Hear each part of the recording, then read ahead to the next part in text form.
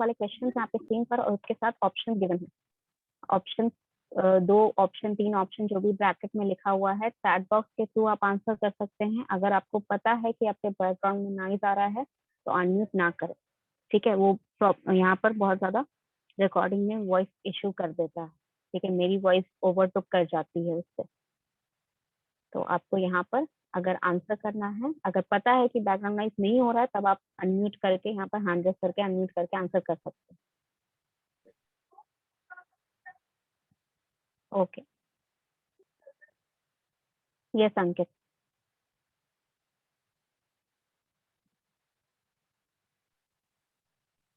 Let us go to the movie today.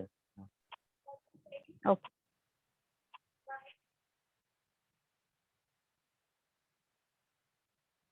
Yes जो answer है वो आप बताएं बस, ठीक है।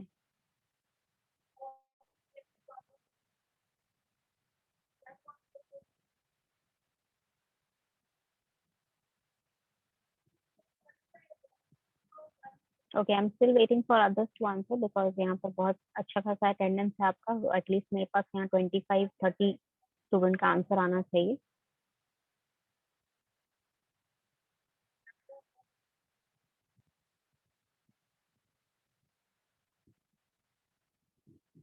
And one more thing, keep in mind, I'm seeing how many students are answering here.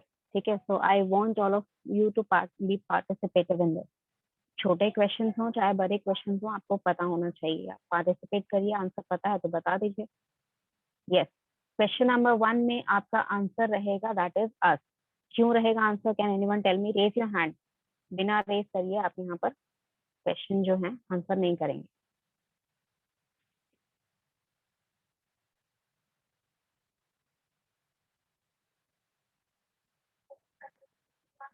Yes Vishu.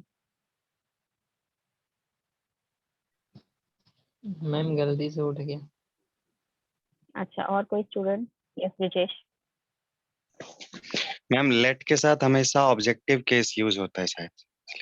Yes, absolutely correct. Late के साथ, लेट एक ऐसा प्रोनाउन है, लेट एक ऐसा वर्ड है जिसके साथ हमेशा ही ऑब्जेक्टिव केस यूज होता है। सब्जेक्टिव कभी भी उसके साथ नहीं लगेगा, ठीक है। लेट जो वर्ब है वो ऐसा वर्ब है जिसके आगे जो भी सेंटेंस लगता है प्रोनाउन में वो हमेशा अस के साथ मतलब ऑब्जेक्टिव केस ही लगेगा। तो ऑब्जेक्टिव केस वी नहीं है, वी आपका सब्जेक्टिव केस है, अस आपका ऑब्जेक्टिव केस। तो यहाँ पर आंसर आपका हो जाएगा अस।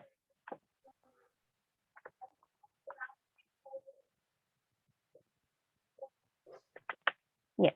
Next question, question number 2. Question number 2 answer करिए जिनको आंसर पता है।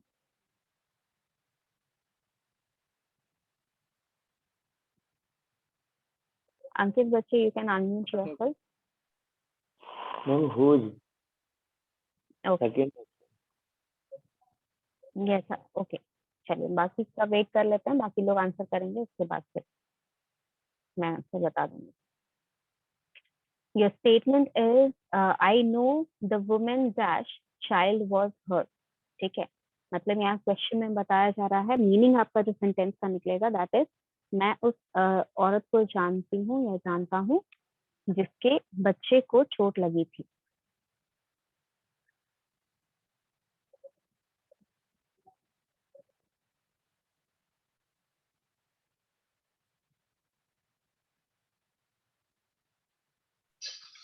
Ma'am home. Okay, yes, again I can see कि वही सेम बच्चे आंसर कर रहे हैं जिन्होंने पहले क्वेश्चन में आंसर किया था। 2-3 बच्चे हैं जिन्होंने इस बार आंसर किया है। So I want all of you to be participative. मुझे यहाँ दिखता है कौन से बच्चे आंसर करते हैं, कौन से बच्चे आंसर नहीं करते हैं। Yes, alright. तो ये स्टेटमेंट जो है, ये स्टेटमेंट जो मीनिंग कन्वे कर रहा है वो मीनिंग मैंने समझा दिया आपको। तो इस मीनिंग के चाइल्ड यानी कि जो औरत है उसके बच्चे के बारे में बताया जा रहा है, यानी कि एक तरह से यहाँ पर पोजेसिव केस बताया जा रहा है कि किसका बच्चा है, यहाँ पर वो डिस्क्राइब कर रहा है। तो उस केस में आपको यहाँ पर हुज लगाना है, ठीक है, सबसे पहले तो ऑब्वियसली पर्सन है, दोनों ही, चाहे चाइल्ड हो चाहे वुमेन हो, दोनों ही पर्सन है, लेकिन वुमेन का बच्चा है ये बताने के लिए सेंटेंस में यूज करना है, तो हम क्या चीज यूज करते हैं, whose यूज करते हैं। Yes, please keep your mic muted बच्चे। How many times do have to tell you, कैसे क्लास तुम लोग अटेंड करते हो बच्चे? पढ़ने आते हो कि क्या करने आते हो? क्लास तब आप लोग ज्वाइन किया करो जब कंफर्म हो लो कि यहाँ पर आसपास कोई बहुत ज्यादा हल्ला नहीं हो रहा है या कुछ ऐसा नहीं हो रहा है जो आपके कंट्रोल में है, शांत रखना। बात करते करते कोई चिल्लाते चिल्लाते क्लास ज्वाइन कर रहा है। यस, क्वेश्चन नंबर 3 का आंसर करिए पहले। Question number 3 is dash have you got in your pocket. इसका पहले आंसर करिए। व्हाट होगा मैम? ओके, मैम व्हाट होगा? यस बच्चे, मैंने सुन लिया। Let others answer and then we will discuss the answer. Yes, अगर किसी को सेकंड क्वेश्चन में डाउट है हु या फिर हुम क्यों नहीं लगा, हु आपका सब्जेक्टिव केस में लगता है, ठीक है। वुमेन के लिए अगर लगता कि वुमेन की जगह लगाना है कोई प्रोनाउन, तब वहां पर हु लग सकता था, ठीक है। यहाँ पर वुमेन का बच्चा है इसीलिए यहाँ पर हुज लगा। हुम आपका होता है ऑब्जेक्टिव केस में, जिसपे इफेक्ट पड़ रहा है उसके लिए लगता है, ठीक है। तो यहाँ पर मैम कोई इससे काम इफेक्ट तो पड़ रहा है। इफेक्ट नहीं, इफेक्ट नहीं दिखा रहा है ना, यहाँ पर वही सेंटेंस का मीनिंग मैंने इसलिए समझाया ना। आई नो द वुमन मतलब मैं जानती हूँ। यहाँ पर मैं, यहाँ पर आई लिखा हुआ है, दैट मीन्स मैं यहाँ पर सब्जेक्ट हूँ, मेरे लिए यहाँ पर कोई प्रोनाउन नहीं लगा है, तो हु नहीं लगेगा पहली बार। हुम इसलिए नहीं लगेगा, I know the woman whose child was hurt, ठीक है। जिसकी चोट लगने, यहाँ पर मेन वर्ब नहीं है, आपका मेन वर्ब है नो। आई नो, जब मैं सब्जेक्ट हूँ तो मैं क्या काम कर रही हूँ, मैं जानने का काम कर रही हूँ उस पर्सन को जिसके बच्चे को हर्ट हुआ था, जिसके बच्चे को चोट लगी थी। तो यहाँ पर मेरे जानने से उसको थोड़ी कोई इफेक्ट पड़ रहा है, ठीक है। यहाँ पर वो इफेक्ट नहीं दिखा रहा है। यहाँ पर हर्ट जो है आपका, हर्ट आपका मेन वर्ब नहीं है, यहाँ पर नो आपका मेन वर्ब है, ठीक है। हाँ मैम। ये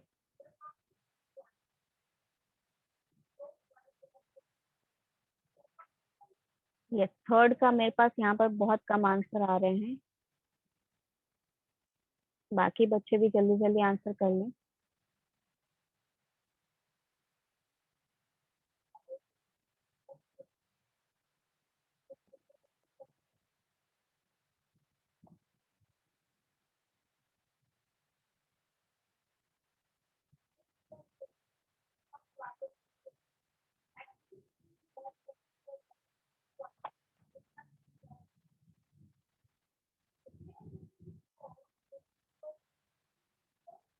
पहले थर्ड का आंसर कर लो, उसके बाद फोर्थ का आंसर किया करो। देखो इससे क्या होता है कि बहुत सारे बच्चे अभी थर्ड का ही आंसर कर रहे हैं, आपका फोर्थ वाला जो आंसर है वो ऊपर ही रह जाएगा, फिर वो दोबारा नीचे नहीं दिखेगा, मुझे बहुत सॉल्व करना पड़ेगा ऊपर की तरफ। तो पहले एक क्वेश्चन में एक ही आंसर करिए, अगर आपको नेक्स्ट का पता है तो जब बोलूंगी तब आंसर करिएगा, ठीक है। यस, क्वेश्चन नंबर 3 में यहाँ पर पूछा क्या जा रहा है, यहाँ पर क्वेश्चन है पहली बात तो विच और व्हाट दोनों ही लग सकता है क्वेश्चन में, ठीक है।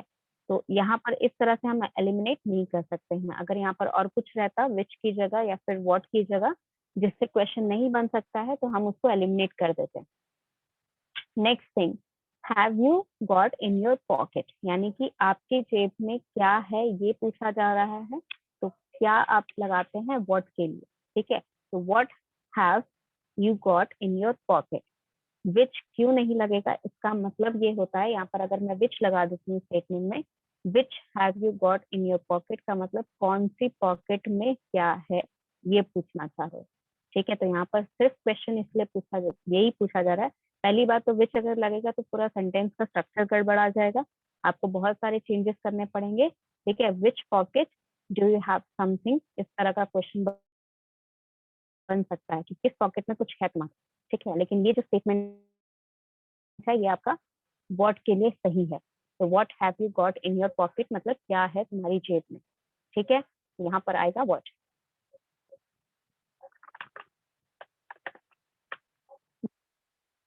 आंसर करिए अब। Ma'am date.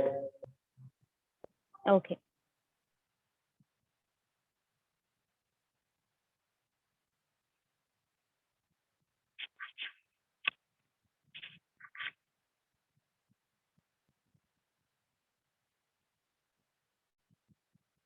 Yes, first of all यहाँ पर एनीथिंग है, यानी कि कोई ऑब्जेक्ट है, उसके लिए यहाँ पर सेंटेंस लगाना है। Take anything dash you like. ठीक है, एनीथिंग मतलब, थिंग मतलब कोई ऑब्जेक्ट है, ऑब्जेक्ट के लिए यहाँ पर यूज करना है आपको प्रोनाउन। ठीक है, तो ऑब्जेक्ट वाला कौन सा यूज होता है आपका, विच और दैट दोनों ही ऑब्जेक्ट के लिए यूज होता है, बट स्पेसिफिकेशन जो रहता है कि कहाँ पर आपका विच यूज होगा ऑब्जेक्ट के लिए, कहाँ पे दैट यूज होगा, ये आपको ध्यान रखना है।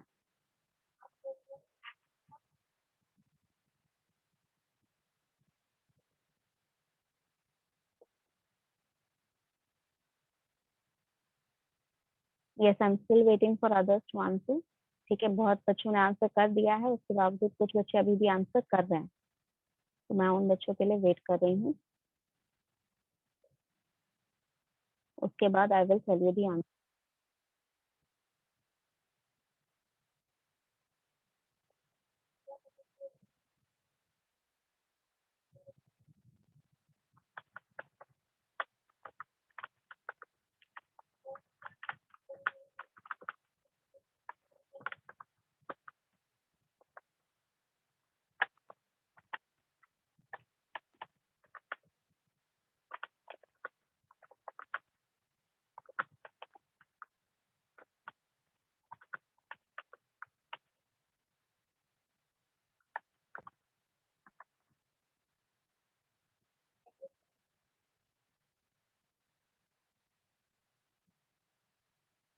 Yes, rest of the students, कितने आंसर आए मेरे पास, सभी को रुक क्यों गए मेरे पास आंसर आना? फिर वही नंबर ऑफ स्टूडेंट आंसर कर रहे हैं बार बार, बाकी स्टूडेंट आंसर कर ही नहीं रहे हैं। कुछ कुछ स्टूडेंट ने सिर्फ 2 ही क्वेश्चन का आंसर किया अभी तक।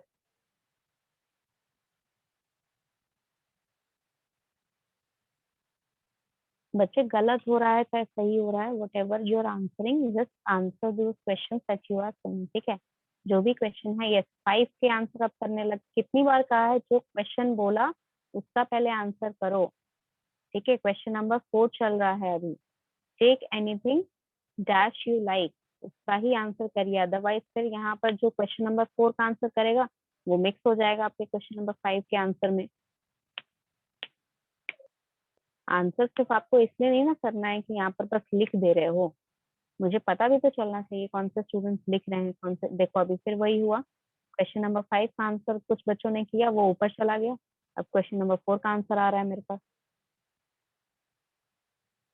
जो क्वेश्चन एक बार हम लोग कर रहे हैं उसी पे ध्यान दीजिए, उसके बाद फिर है क्वेश्चन आपने करके रखा है, दैट इज वेरी गुड, वो आप आंसर कर सकते हो, मैं मना थोड़ी कर रही हूँ, लेकिन जब बोलूंगी तब आंसर करो।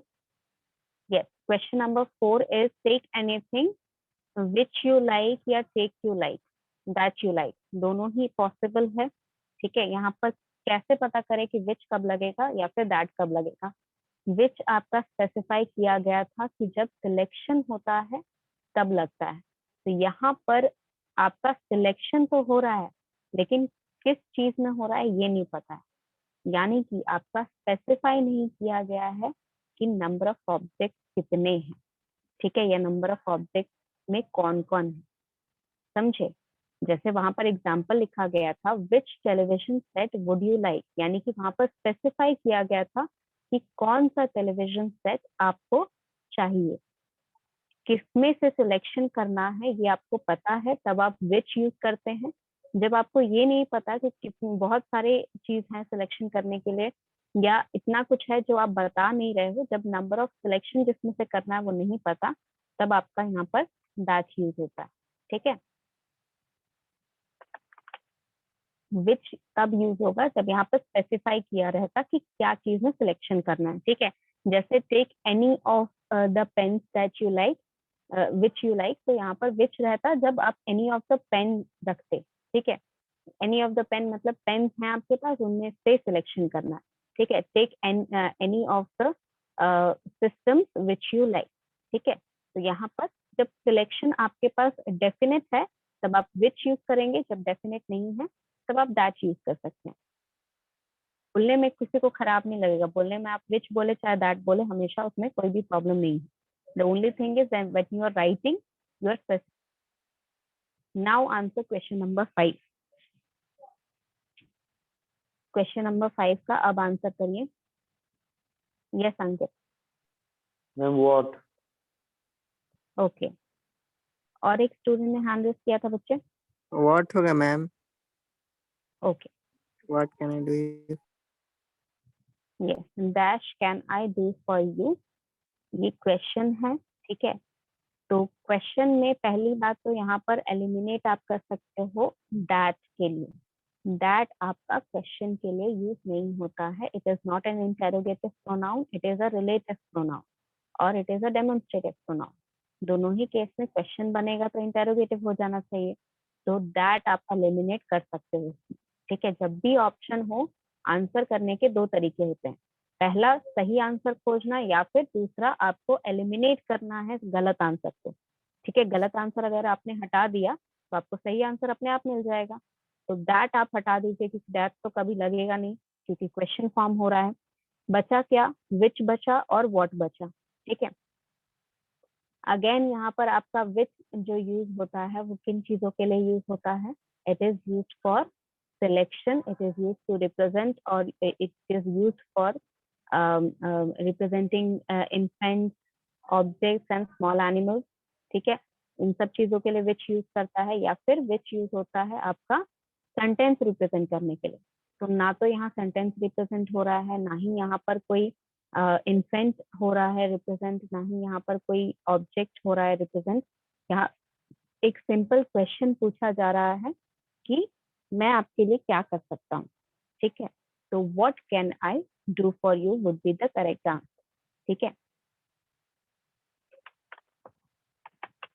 क्वेश्चन नंबर 6 का आप आंसर कर सकते हैं आप।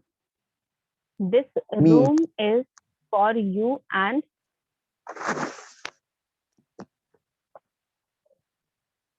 मैम मी होगा। ओके, आई हर्ड बच्चे। मी होगा मैम। मी होगा ma'am. Alright, 4 answers I room got for from you and me me, होगा ma'am. Not myself. Okay, yes Ankit. Ma'am me होगा। यस, यहाँ पर आपका जो सेंटेंस है आपका अकॉर्डिंग टू द रूल जो मैंने बताया था कि जब आपका स्टेटमेंट रहता है जहाँ पर सब्जेक्ट नहीं है, ठीक है, सिर्फ इफेक्ट बताया जा रहा है किसी भी काम करने को लेकर, ठीक है। कोई भी काम हो रहा है और उसका सिर्फ इफेक्ट बताया जा रहा है, तो उस केस में जो भी प्रोनाउन लगेगा वो आपका ऑब्जेक्टिव केस में लगेगा, क्योंकि यहाँ पर सब्जेक्ट नहीं है। ये रूम जो है ये मेरा और तुम्हारा है, ये बताया जा रहा है, यानी कि इस रूम को किसने दिया या फिर रूम को किसने अलॉट किया, ये सारी चीजें नहीं डिस्क्राइब की जा रही है। बस रूम है और मुझे और तुम्हें यूज करना है, ठीक है, या हम यूज कर सकते हैं इसे, हम इसमें रह सकते हैं। तो we are the one using the room, ठीक है। ये रूम जो है इसका हम फायदा उठा रहे हैं, यानी कि हम पे इफेक्ट पड़ रहा है इस रूम को हमारे पास रहने में, या फिर हम हमें इस रूम में रहने में। तो इफेक्ट जो पड़ रहा है, या फिर आप एक ऐसा कह सकते हैं कि यहाँ पर यूटिलाइजेशन जो हो रहा है वो किसी ऑब्जेक्ट का हो रहा है, रूम का यूटिलाइजेशन हो रहा है, तो उस केस में आपका यहाँ पर ऑब्जेक्टिव केस लगेगा। यस, क्वेश्चन नंबर 7 का आंसर करिए। Yes, question number 7 is he behaved in such a manner dash I had never hoped.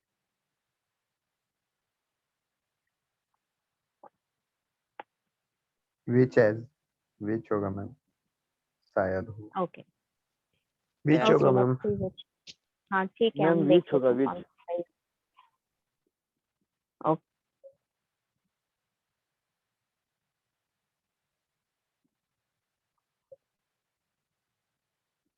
Yes Suraj.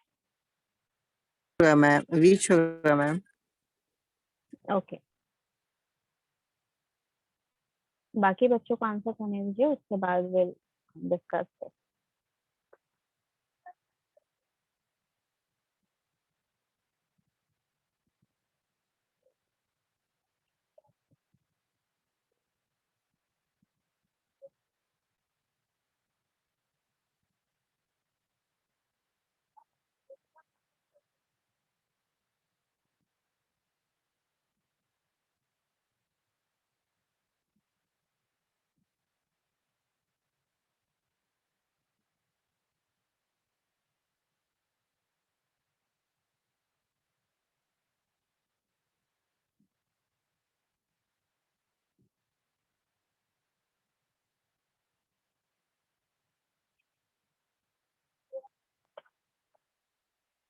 there are few students who are not writing their roll number. जितने भी new student हैं बच्चे, अगर आप मेरी voice सुन पा रहे हैं, जितने भी न्यू स्टूडेंट हैं, आपको जैसे जैसे रोल नंबर मिलता जा रहा है आप अपने डिस्प्ले नेम में लिखते जाएंगे, ठीक है। अगर रोल नंबर नहीं मिला है अभी तक तो आप यहाँ पर अपना डिस्प्ले नेम में नाम के साथ आईडी लिखेंगे, ठीक है। आईडी नंबर आपको मिल जाती है तुरंत ही, तो आईडी नंबर बैच लिखेंगे साथ में, सो दैट आई नो यहाँ पर कि आप इसी बैच के बच्चे हैं, ठीक है। डिस्प्ले नेम आपका रहना चाहिए, उसमें रोल नंबर सबसे पहले जैसा ही मिलता है वैसा ही लगा दिया करो, ठीक है। और उसके बाद आईडी नंबर अगर लगाना चाहते हो तो, otherwise name is enough, name and batch is enough, ठीक है। Please write those things in your display name. It is easier for me and for you too. Yes. तो यहाँ पर जो हमारा statement 7 है, what was the question? Yes, he behaved in such a manner dash I had never hoped. ठीक है, तो यहाँ पर हमारा that और which और as है हमारे ऑप्शंस में। तो पहली बात तो ये कि आपका यहाँ पर, बच्चे माइक म्यूट करिए जिसका भी माइक ऑन है। यस, तो यहाँ पर आपका जो स्टेटमेंट रहेगा, yes, do not start answering the next question, let me discuss here first, ठीक है। आपका जो स्टेटमेंट है यहाँ पर बता रहा है कि स्टेटमेंट यहाँ पर किस चीज के लिए लगा है, he behaved in such a manner that I had never hoped. तो यहाँ पर स्टेटमेंट आपका जो है ये कहना ये चाह रहा है, मीनिंग आपका स्टेटमेंट का ये है कि उसने इस तरह बिहेव किया जैसा कि मैंने सोचा नहीं था कभी। तो पहली बात तो यहाँ पर एज आप एलिमिनेट कर सकते हैं स्टेटमेंट में बिना सोचे, ठीक है। आपका जो ऑप्शन है उसमें से एज आप एलिमिनेट कर सकते हैं। क्यों एलिमिनेट कर सकते हैं? बिकॉज एज आपका यहाँ पर प्रोनाउन नहीं है, एज आपका प्रोनाउन नहीं है, ठीक है। तो आप एज यहाँ पर एज अ प्रोनाउन नहीं लगा सकते, ठीक है। दैट और विच बचा आपका ऑप्शंस में, तो दैट लगाएंगे या विच लगाएंगे। यहाँ पर किस चीज के लिए यहाँ पर लगाया जा रहा है? सिर्फ रिलेट करने के लिए या सेंटेंस को रिप्रेजेंट करने के लिए। तो मैनर जो है ये स्टेटमेंट है पहला। सेकेंड स्टेटमेंट है आई हैड नेवर होप। तो इस दोनों सेंटेंस को क्या सिर्फ कनेक्ट करने के लिए हमारा प्रोनाउन लग रहा है या फिर इस पहले वाले सेंटेंस को रिप्रेजेंट करने के लिए? क्योंकि आपको पता है विच जो है वो क्या करता है, विच आपका सेंटेंस को भी रिप्रेजेंट करता है। विच जो है, अगर ये पूरा जो सेंटेंस है इसको रिप्रेजेंट करना है हमें, तो इसके लिए हम विच लगाएंगे, ठीक है। इसके लिए हम विच लगाएंगे। लेकिन अगर सिर्फ कनेक्ट करना है, ठीक है, इन दोनों सेंटेंसेस को हमें आपस में, अगर ये सेंटेंसेस हैं, ठीक है, ये सेंटेंस है एक सेंटेंस, ये सेंटेंस है एक सेंटेंस, इसको अगर कनेक्ट करना है तो बच्चे माइक म्यूट करिए जहां से भी माइक ऑन है जिसका भी। यस, यहाँ पर अगर सिर्फ इन दोनों स्टेटमेंट्स को कनेक्ट करना है तो उसके लिए हम दैट लगाएंगे। तो अब मुझे सोच के बताइए कि दैट लगेगा या विच लगेगा। क्या ये सेंटेंस कनेक्ट हो रहा है या ये सेंटेंस रिप्रेजेंट हो रहा है? कनेक्ट हो रहा है मैम। कनेक्ट हो रहा है, एग्जैक्टली। आपका जो ये स्टेटमेंट है दैट इज बीइंग कनेक्टेड, ठीक है। He behaved in such a manner that I had never hoped, ठीक है। ये जो स्टेटमेंट है इसको रिप्रेजेंट नहीं किया जा रहा है। मैंने बताया था अगर रिप्रेजेंट होता है तो इस केस में ये जो मैनरिज्म है उसका बिहेवियर जो है ये मैंने होप नहीं किया था, ये बता रहा है ये आपका स्टेटमेंट, ठीक है। मेरी उम्मीद नहीं थी कि वो इस तरह बिहेव करेगा, वो इस तरीके से सबके सामने कुछ कर देगा, ठीक है। तो ये जो स्टेटमेंट है ये कनेक्ट करने के लिए यूज हुआ है। तो यहाँ पर आपका जो स्टेटमेंट रहेगा, जो आंसर रहेगा, दैट विल बी दैट, ठीक है।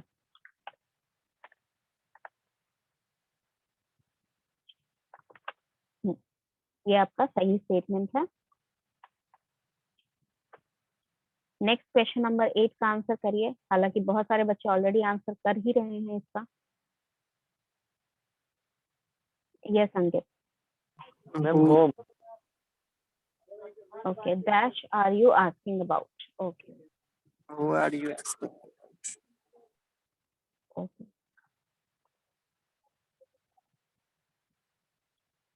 यस, जिसका भी यहाँ पर आंसर आ रहा है, I am just checking here all the students who are answering are the same batch जो पहले ही आंसर कर रहे थे। कुछ बच्चे हैं जो शांति से बैठे थे और अभी भी शांति से ही बैठे हैं, वो लोग आंसर नहीं कर रहे हैं किसी भी क्वेश्चन का।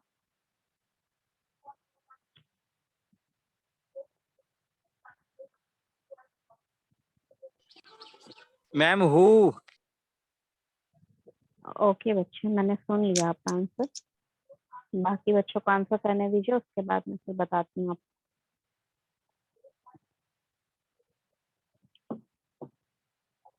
Okay, what exactly is the meaning of this sentence.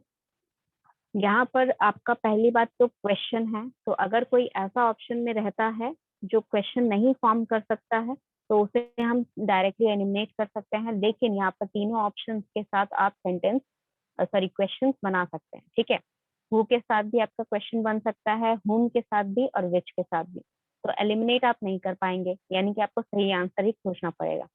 तो यहाँ पर स्टेटमेंट है दैश आर यू आस्किंग अबाउट, मतलब तुम किसके बारे में पूछ रहे हो। ये क्वेश्चन का ट्रांसलेशन है, मतलब ये क्वेश्चन का मीनिंग है कि तुम किसके बारे में पूछ रहे हो। अब यहाँ पर सेंटेंस में क्या काम हो रहा है, क्या काम हो रहा है यहाँ पर? पूछने का काम हो रहा है ma'am. Yes, asking is your main verb. ठीक है, आस्किंग यहाँ पर आपका मेन वर्ब है सेंटेंस में, और पूछने का काम कर कौन रहा है? पूछने का काम कर कौन रहा है? ये मेन वर्ब है, तो कोई तो होगा काम जो कर रहा है उसको। कोई व्यक्ति ही होगा।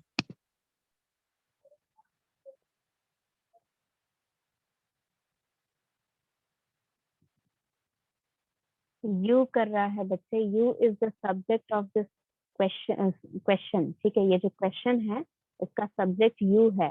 तुम जिससे पूछ रहे हो वो तुम उसके बारे में पूछ रहे हो। ठीक है, कि उसने तुमसे पूछा कि तुमने ऐसा कोई आदमी देखा है क्या, तुम उससे पूछ रहे हो कि तुम किसके बारे में पूछ रहे हो। ठीक है, मतलब वो पूछताछ कर रहा है, तो जो भी पर्सन आपसे बात कर रहा है that is the subject here.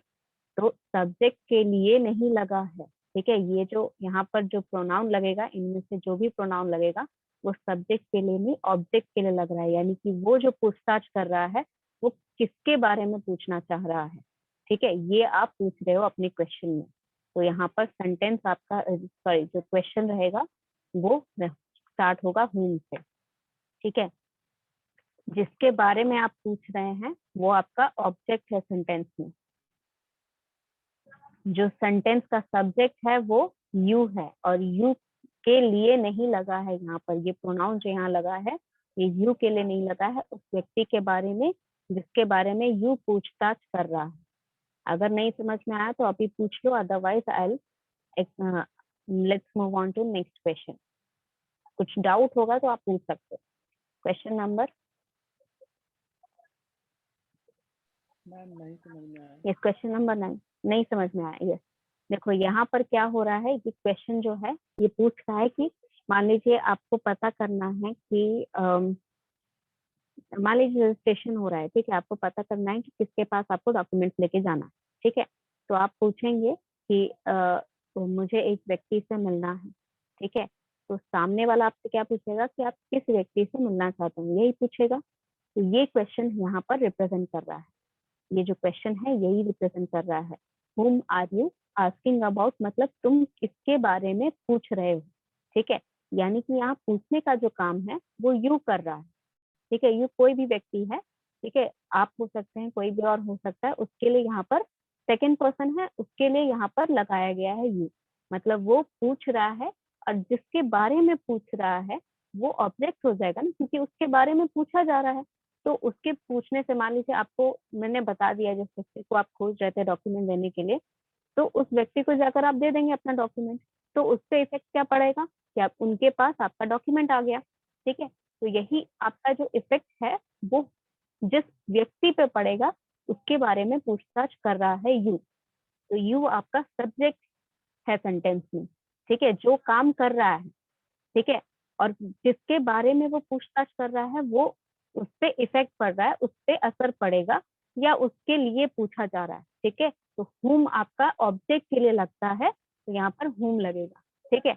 अगर you के लिए प्रोनाउन लगता, ठीक है, कि तुम पूछ रहे हो, ठीक है, who are you asking और who are you going with, ठीक है। तो तुम किससे पूछ रहे हो या तुमने किससे पूछा, ये अगर तुम बोलते, ठीक है, तो ये सारे स्टेटमेंट जो हैं ये ऑब्जेक्टिव रिप्रेजेंट कर रहे हैं, ठीक है। हु आर यू आस्किंग मतलब तुम किससे पूछ रहे हो, ठीक है, किसके बारे में पूछ रहे हो, अबाउट लग गया ना, तो किसके बारे में पूछ रहे हो तो ये ऑब्जेक्ट हो जाता है, ठीक है।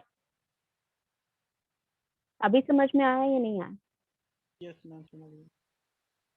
Okay, yes. नेक्स्ट आपका जो क्वेश्चन है, question number 9, behind dash and dash were many seats. यहाँ पर आपके पास 4 ऑप्शन है।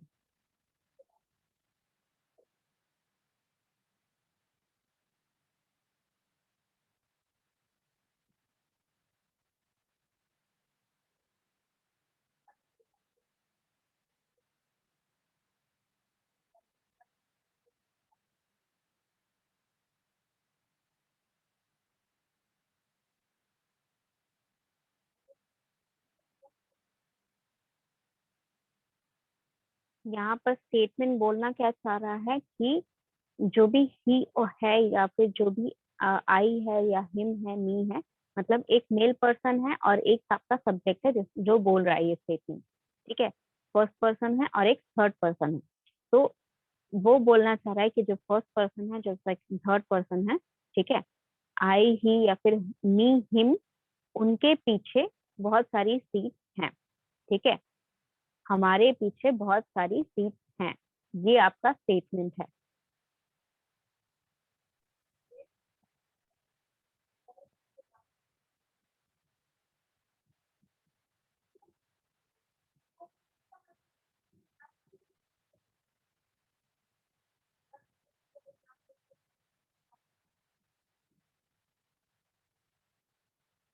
यस, आंसर्स तो मेरे पास बहुत सारे आ रहे हैं बच्चे के, but let me explain these things, ठीक है। अभी भी I am waiting for others to answer, क्योंकि अभी भी बहुत सारे आंसर नहीं आए हैं। बाकी बच्चे अपना धीरे धीरे समझने की कोशिश करें और आंसर करें। यहाँ पर आपका जो स्टेटमेंट है उसका मीनिंग समझने का कोशिश करिए, क्या मतलब है, क्या कहना चाह रहा है यहाँ पर स्टेटमेंट में, और उसके अकॉर्डिंग आप अपना आंसर फॉर्म कर सकते हैं।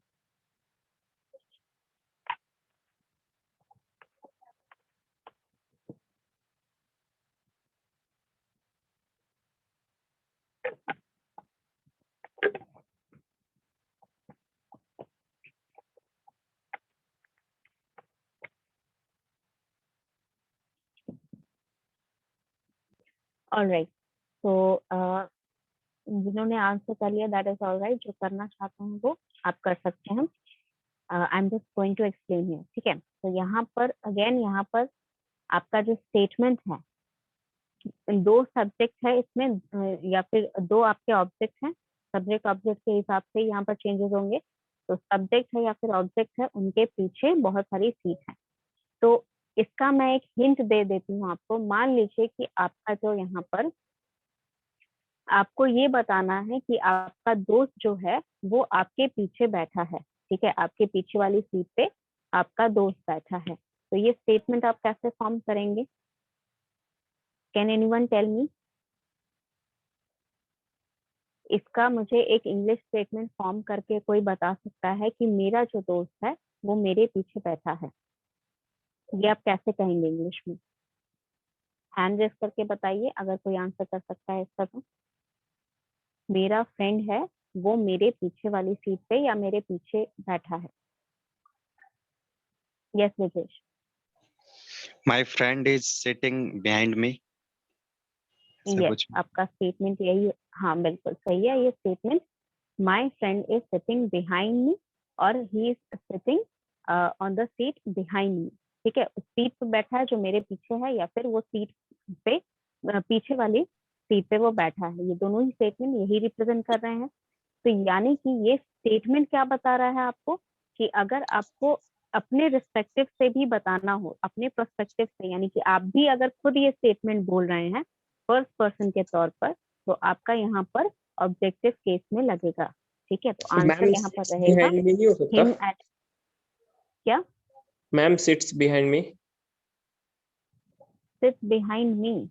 Seats behind me. Sits behind me मतलब, सिट्स बिहाइंड मी का मतलब हो जाएगा कि वो मेरे पीछे हमेशा बैठता है। ठीक है, सिट्स बिहाइंड मी मतलब उसकी सीट जो है वो हमेशा के लिए मेरे पीछे वाली है। Okay ma'am. हाँ, तो यहाँ पर आपका सही आंसर हो जाएगा him and me. And again आपका यहाँ पर हिम पहले क्यों आ रहा है, मी पहले क्यों आ रहा है, ये भी आपको पता होना चाहिए। आपका 2-3-1 रूल। ठीक है, अगर पॉजिटिव स्टेटमेंट है तो आपका यहाँ पर जो भी प्रोनाउन लगेगा वो आपका सेकेंड पर्सन पहले, थर्ड पर्सन बाद में, फिर फर्स्ट पर्सन लगेगा। तो यस यहाँ मैम, पर मेरा हिम सही है जो है, मैम। हाँ हिम जो है आपका स्टेटमेंट में पहले आएगा, उसके बाद मी आएगा। Now Yes. Answer the question number 10। Neither she nor they have bought dash book.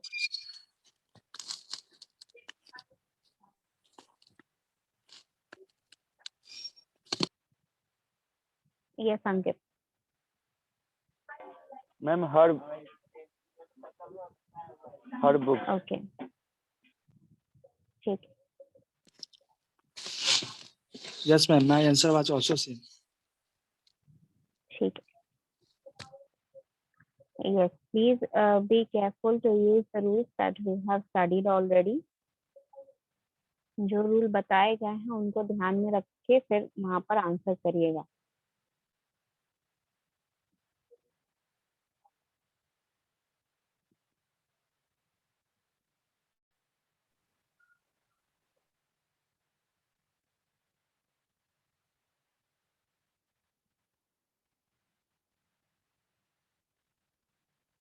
Yes Sachin. Ayush. There books है। There book, okay.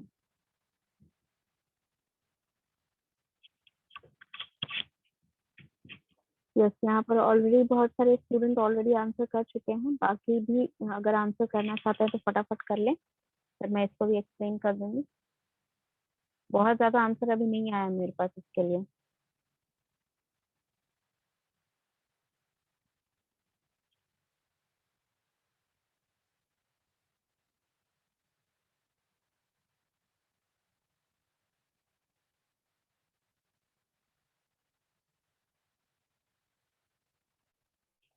ओके, तो while I am explaining, if you want to answer you can answer. ठीक है, तो यहाँ पर neither she nor they have bought dash book. सबसे पहले यहाँ पर क्या देखना है, नाइदर नॉर लगा हुआ है। ठीक है, तो यानी नाइदर नॉर वाले जो हमने रूल्स पढ़े थे वो खोल के एक बार देखिए उसमें क्या लिखा हुआ था। ठीक है, तो उसमें ये बताया गया था, पहले तो 2 सिंगुलर नाउन के लिए बताए गए थे, फिर उसके बाद एक प्लूरल एक सिंगुलर के लिए बताया गया था। तो यहाँ पर कौन सा केस है, शी आपका सिंगुलर है, दे आपका प्लूरल है। ठीक है, तो उसमें बताया गया था कि सिंगुलर हमेशा आगे रहेगा और प्लूरल उसके पीछे रहेगा। तो सिंगुलर आगे लगा है, शी आगे लगा है, ठीक है, और दे पीछे लगा है। अब इसके लिए जो प्रोनाउन यहाँ पर लगना है, ठीक है, नाउ वहां पर नाउन लिखा गया था, इसका मतलब ये होता है कि यहाँ पर पर्सनल प्रोनाउन भी अगर लगे हैं, दैट मीन्स आप यहाँ पर नाउन को रिप्रेजेंट कर रहे हैं, तो ये उस रूल से अलग नहीं है। ठीक है, वहां पर नाउन लिखा गया था क्योंकि वहां पर पोजेशन या फिर आपके जो रिप्रेजेंटेशन है वो लिखी गई थी। ठीक है, तो वो अलग नहीं है आपकी। अगर आप अपने लिए पर्सनल प्रोनाउन लगाते हो या अपना नाम लिखते हो, दोनों ही चीजें सिमिलर केस में रहती हैं, तो उनके लिए सेम रूल लागू होते हैं। तो यहाँ पर आप ये मत सोचिएगा कि नाउन नहीं लगा है, प्रोनाउन भी लगे हैं, तो ये गलत है। वो सेम रूल है क्योंकि ये पर्सनल प्रोनाउन लगे, ये नाम के जगह ही लगा है यहाँ पर। ठीक है, तो इसके लिए यहाँ पर लगाना है आपको प्रोनाउन। तो जब ऐसा केस होता है नाइदर नॉर के साथ, आइदर और के साथ या और के साथ, कि एक सिंगुलर हो और एक प्लूरल हो, तो सिंगुलर आगे लगेगा और आपका जो प्रोनाउन है, यानी कि जो प्रोनाउन आगे के सेंटेंस में यूज होगा, वो हमेशा प्लूरल के साथ ही लगेगा, ताकि हम जो सिंगुलर है उसको इंक्लूड कर सके। अगर आप यहाँ पर हर बुक लिखते हैं या फिर हर बुक्स लिखते हैं, तो दे के रिप्रेजेंटेशन नहीं होता है, दे में हो सकता है कि कोई लड़के भी हो, उसके लिए आप हर बुक कैसे लिख सकते हो, आपको तो नहीं पता दे में कौन कौन इंक्लूडेड है, ठीक है। तो आप यहाँ पर देयर लिखोगे ताकि आप शी को भी इंक्लूड कर सको इसमें। तो आपका सही आंसर जो हो जाएगा दैट विल बी, सही आंसर आपका हो जाएगा देयर, ठीक है। Any doubts in this question? Yes Srikanth. Let's say replace the neither nor और दे, नॉर की जगह सी की जगह दे कर दिया जाए और दे की जगह सी, तो देन क्या होगा? तब भी देर ही यूज होगा। नहीं नहीं, वही केस तो वहां पे मैं बता रही हूँ आपको, रूल में लिखा गया है कि अगर ऐसा केस रहता है कि सेंटेंस में एक सिंगुलर है और एक प्लूरल है, तो ये कंपल्सरी है, या आपका जो सेंटेंस का स्ट्रक्चर है ये इसी तरह फॉर्म होना चाहिए कि सिंगुलर आगे ही लगे, ठीक है। ऐसा रूल में ही लिखा है कि जो सिंगुलर रहेगा वो आगे रहेगा और जो प्लूरल रहेगा वो पीछे रहेगा, ताकि उसके अकॉर्डिंग हम सेंटेंस फॉर्म कर सके, सुनने में अजीब ना लगे, और ना ही यहाँ पर जो आपका सिंगुलर प्लूरल नाउन है वो उनमें से कोई एक्सक्लूड हो पाए, कोई बाहर निकल पाए, हम सबको इंक्लूड करके रखें। इसीलिए आपका सिंगुलर नाउन जो है या सिंगुलर पर्सनल प्रोनाउन जो है वो आगे लगेगा और प्लूरल वाला पीछे लगेगा, ठीक है। ये आपका स्टेटमेंट था। If you can go back to the file that I have send you and look ma'am one more at, I think believe. हाँ बच्चे मैम, बोलिए। क्वेश्चन नंबर 9 मैंने कर दी, मेरा गलती हो सॉरी। गया, मीन की जगह मैम क्वेश्चन नंबर 9 हाँ एक बार फिर से बता देते हैं। फिर से समझा दें, यस ठीक है। मैम। पर्सनल, यस, यहाँ पर जो सेंटेंस है, ठीक है, सेंटेंस में आपका जो रिप्रेजेंटेशन ये हो रहा है कि आपके पीछे वाली सीटें खाली हैं, ठीक है। तो पहली बात तो ये स्टेटमेंट जो आप बोल रहे हैं, ठीक है, मी लगाए यानी कि फर्स्ट पर्सन ये स्टेटमेंट बोल रहा है, तो ये आप अपने बारे में नहीं बोल रहे हैं या आप यहाँ पर कोई काम नहीं कर रहे हैं। ये जो स्टेटमेंट है behind him and me were many seat, इसमें कोई काम तो आप नहीं कर रहे, आपके पीछे सीट बहुत सारी खाली है, यानी कि आप किसी और को हो सकता है बोल रहे हैं कि आप पीछे वाली सीट को बैठ जाइए, पीछे बहुत सारी सीट खाली है। तो यानी कि आप यहाँ पर पैसिव केस में आ जाए, यानी कि आप कुछ काम कर नहीं रहे हैं, ठीक है, आप सिर्फ बता रहे हैं, आप सिर्फ इंफॉर्मेशन दे रहे हैं, ठीक है। जैसे एक सच्चाई बोल देने वाला जो स्टेटमेंट होता है जिसमें आप सिंपल टेंस लगाते हैं, सिंपल प्रेजेंट टेंस या सिंपल पास्ट टेंस लगाते हैं, तो वो मतलब आप बता रहे हैं कि पीछे वाली सीट जो है वो खाली है। तो उस केस में आप यहाँ पर और एज एन ऑब्जेक्ट हो जाते हैं, ठीक है, आप वहां पर एक्टिव नहीं है, आप कोई काम नहीं कर रहे हैं। यस, और एक ओके बच्चा ma'am, hand thank raise you. किया था, बच्चे कोई क्वेश्चन है? हाँ, और कोई क्वेश्चन है? नो मैम, बस वही 6 और 9 था। 9 तो हो गया, समझ में आ गया, बट 6 में से ये नहीं समझ में आ रहा कि माई सेल्फ क्यों नहीं हो सकता। माई सेल्फ क्यों नहीं हो सकता? माई सेल्फ इसलिए नहीं हो सकता क्योंकि अगर यहाँ पर माई सेल्फ लगेगा तो योर सेल्फ भी लगेगा, ठीक है। माई सेल्फ मतलब अपने लिए आप अगर रिफ्लेक्सिव लगाओगे तो आप सेकंड पर्सन के लिए क्यों नहीं लगाओगे, आप उसके लिए भी रिफ्लेक्सिव लगाओगे।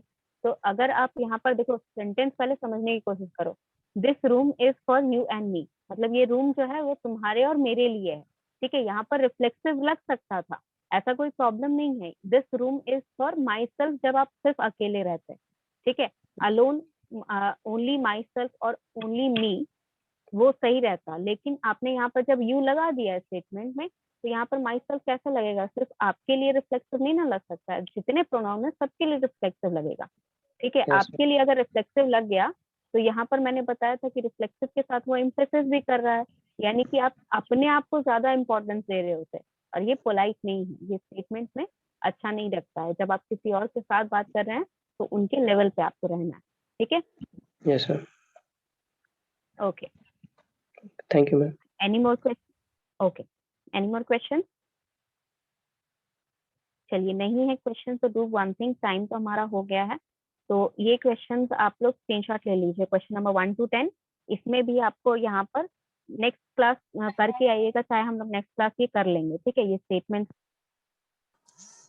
आपके, ये सारे जो स्टेटमेंट्स हैं इनमें करेक्शन खोजना है। एंड माइक सबको अनम्यूट रखिए 2 मिनट के लिए, I am taking the attendance.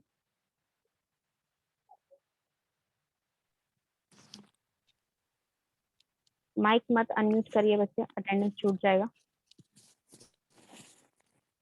Mic unmute नहीं करिए, अटेंडेंस छूट जाएगा आपका बच्चे।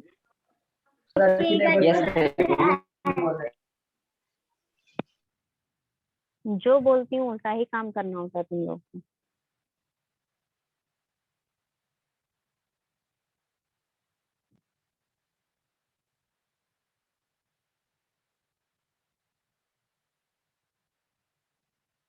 Yes, and again I am telling कि यहाँ पर अभी भी कुछ स्टूडेंट हैं जिन्होंने बिल्कुल भी पार्टिसिपेट नहीं किया है क्वेश्चन के आंसर करने में। तो I am just keeping here records of two students who are not participating. आप ऐसा मत सोचिए कि जो बच्चे पार्टिसिपेट कर रहे हैं या नहीं कर रहे हैं वो मुझे पता नहीं चलेगा या आपको कुछ होगा नहीं। आपका MRQ पे इस पे इफेक्ट पड़ेगा, ठीक है। MRQ जब मैं लूंगी तो आपका 5 नंबर इसी चीज पे रहेगा कि आप क्लास में कितना पार्टिसिपेट किए हैं, ठीक है। All right, so let's do more questions. Next